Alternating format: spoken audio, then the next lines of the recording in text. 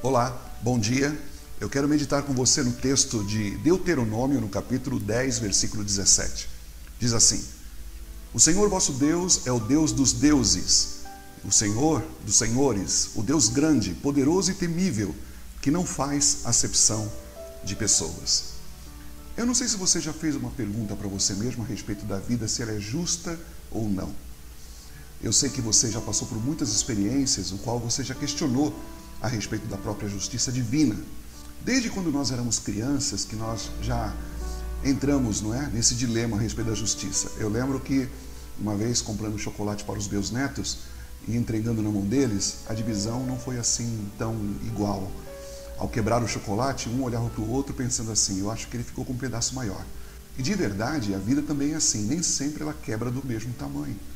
A gente começa a olhar, muitas vezes, as porções da vida. Existem porções dela que parecem injustas, amargas, doloridas.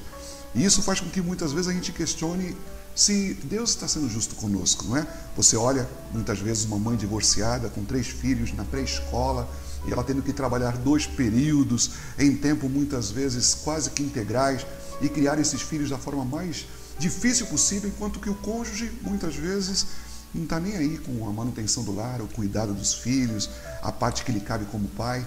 A gente muitas vezes olha missionários de 34 anos que muitas vezes está lá no campo missionário fazendo a obra de Deus e de repente ele morre de um ataque fulminante, um infarto, alguma coisa desse tipo. A gente olha para essas situações e fala: meu Deus do céu, onde está a justiça? Uma criança ao operar uma parte muito simples do corpo, uma garganta, outra parte qualquer, e de repente acaba contraindo AIDS por causa de um sangue contaminado.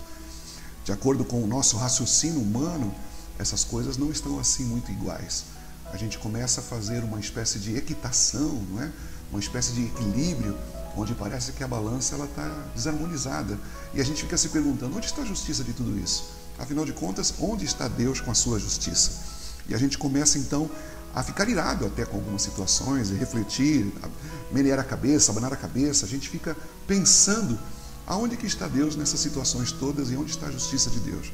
Felizmente, a maior parte das pessoas que vivem no mundo não enfrenta grandes tragédias como essas que eu citei. Mas, na verdade, muitas delas são realidade na vida de muita gente. Eu mesmo perdi a minha esposa de uma forma muito trágica e rápida.